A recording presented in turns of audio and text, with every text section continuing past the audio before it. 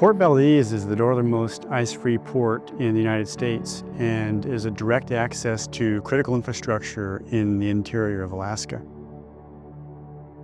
The port hosts the Trans-Alaska Oil Pipeline, which terminates in Valdez and ships out over 150 million barrels of crude oil annually throughout the lower 48 and other areas of the world.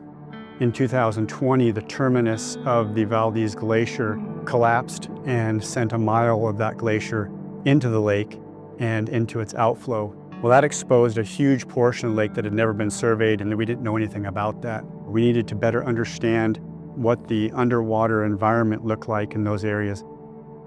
Valdez has had a steady population of about 4,000 people for the past couple decades. The port plays a really important part for the citizens in that we only have one road in and out of Valdez, which sometimes will get compromised due to landslides, avalanches. So therefore, the port is our lifeline, really, to the outside world.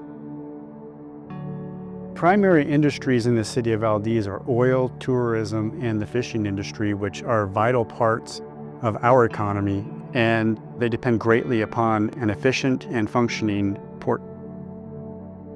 In 1964, a 9.2 magnitude earthquake struck the city of Valdez and caused not only damage from the earthquake, but a tsunami as well that impacted the coastline. There were over 30 individuals that lost their lives. Many of them were families, and local businesses were devastated because of that, and many of them didn't even recover. Because of that earthquake and subsequent tsunami, the Army Corps of Engineers moved the community from its original town site to a new town site that had more bedrock and more stable soils.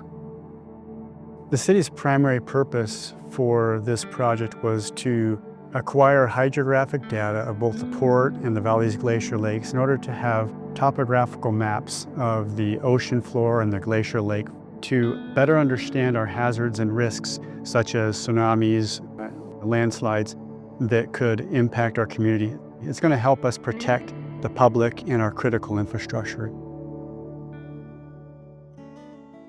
Woolpert is a global architecture, engineering, geospatial, and strategic consulting firm with over a century of experience. Woolpert has been mapping Alaska for over 20 years. Our work includes mapping for telecommunication cable route surveys, harbor mapping, navigation, and charting, as well as emergency response efforts. So the city of Valdez is located on a fjord, and so it is very steep-sided, and there are unconsolidated sediments that have been deposited there by these glacial rivers. And in an earthquake, in a seismic event, that unconsolidated sediment can collapse. It can fail catastrophically underwater. And so that submarine landslide, that underwater landslide, can generate a tsunami. The seafloor itself changes, and that's particularly true up in Alaska. Alaska is very dynamic. It's tectonically active. The land's moving, and of particular interest here in Valdez is the glaciers.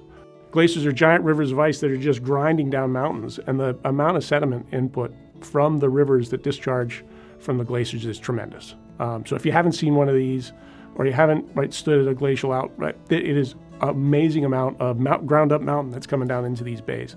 And that fills up, rapidly builds underwater deltas. And one of the big concerns here is those are unstable, and they can slump fail. And when they do, generate tsunamis that can cause a tremendous amount of damage. The decision to do new mapping for the basin of Prince William Sound, Port Valdez specifically, it hadn't been done since 2002. And with over 22 years of change and evolution, we figured it was time to get some new data to have better understanding of what's going on below the seafloor here locally on our coastline. The maritime economy is largely invisible to most Americans, but it's fundamental to the functioning of our economy today. Whether you think about grain exports coming down the Mississippi River and heading overseas, or oil moving from, say, Valdez down to refineries on the West Coast, the supply chains are so important to everything we do. It's so important to every aspect of our economy. And it's critical that we have updated navigational products to support that. So our primary mission is safety navigation, is paramount to the blue economy, but there is a whole host of other uses that the fundamental bathymetric data that we collect can be used for. So everything from coastal resiliency to energy infrastructure planning where cables might be laid, shoreline stability. So you needed updated bathymetry for any sort of water level or hydrodynamic modeling. And so the modern full resolution bathymetry data we collect is the foundation of a whole host of other studies and supporting scientific investigations that can be conducted in these areas.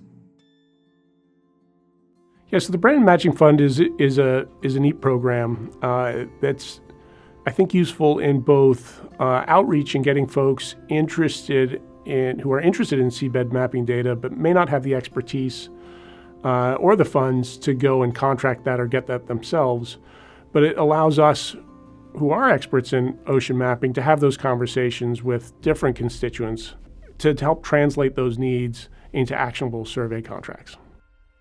So the wonderful thing about the Brennan Ocean Mapping Fund is the type of projects we can support and the mutual benefit to both us and the partner and the general public for us working together. This program came about as a means to bring the ocean and coastal mapping community together, to take those that are external to the federal government that have needs for ocean and coastal mapping data and match them up with our federal expertise and our capacity to execute mapping contracts, to pair that money together and to go off and do really awesome stuff and advance the mapping of U.S. waters. It's always beneficial to be able to partner with other organizations to help spread the cost of some of these projects. It's a pretty expensive project that if we were to do it by ourselves would be something that we probably wouldn't be able to afford. But being able to use federal dollars, it helps us get data and information that we wouldn't have been able to achieve otherwise, but it also helps us to provide information to the nation as a whole. And it's not one person who has to pay the expense and expend all of their money to accomplish this type of study. Yeah, so Rick Brennan, Rear Admiral Rick Brennan, was the previous director of the Office of Coast Survey who tragically died shortly after taking over the office. A real passionate guy about hydrography, about surveying, about the people in the community, but in particular to really reaching out to additional folks. So I think projects like this, where we're working closely with the city, we're working on geological hazards, we're updating the chart. He was pushing for this for years, and so it's good to see this vision come to fruition.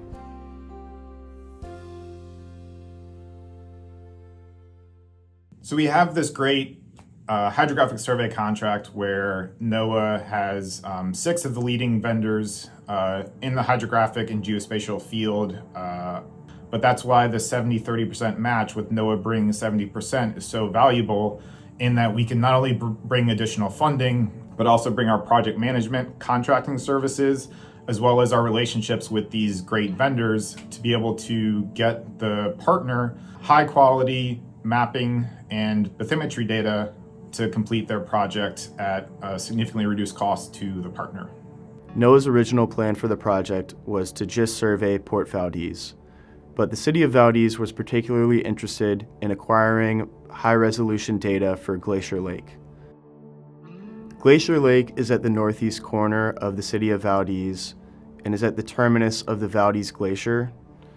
This glacier is currently in a receding cycle and over the past several years typically experiences 2 glacial outburst floods per year. These factors make the area susceptible to glacier collapse. Typically, NOAA only works with ocean surveys, but because of the proximity of the lake to the ocean and to our critical infrastructure, they were willing to include that survey at no additional cost to the City of Valdez.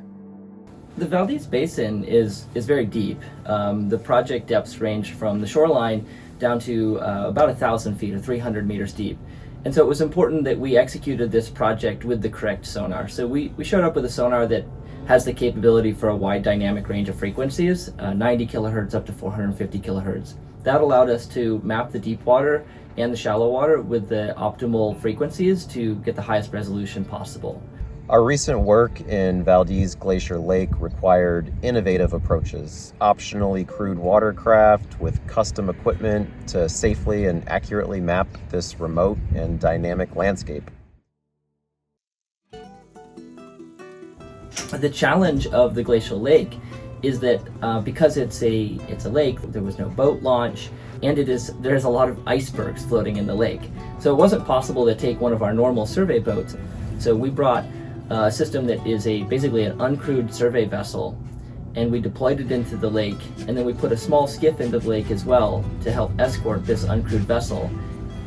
Finding a route through the icebergs was particularly challenging. Luckily, we got some help from the City of Valdez. The emergency manager there actually came out in his kayak and helped us find a route through the icebergs, through and kind of over. As some of these icebergs, of course, you're just seeing the top of the iceberg. So in a lot of places, they're touching underwater, and you're actually traveling up over the top of the iceberg. The access to that area is difficult because of glacial ice and icebergs, and it took literally several days to find a pathway through there. Would have been easy for them to just tell us we can't do that, but between myself and a kayak and them, we were able to find a pathway through with their vessel, and were able to grab that data while they were still here in Valdez. So this data is going to be used for a lot of different reasons. For industry, it's going to give us an idea of depths and soundings, whether it's developing new infrastructure or making sure that the ships and vessels that are within our waters have clear navigation and there aren't underlying hazards to where they're going to be going. I think that's going to be critical. Habitat modeling, looking at resources, submerged resources, looking at managing those resources. It's one of the biggest boundary conditions for physical oceanographic models. So the uses of our bathymetric data are many. Certainly updating the nautical charts, but we get a lot of other uses out of it.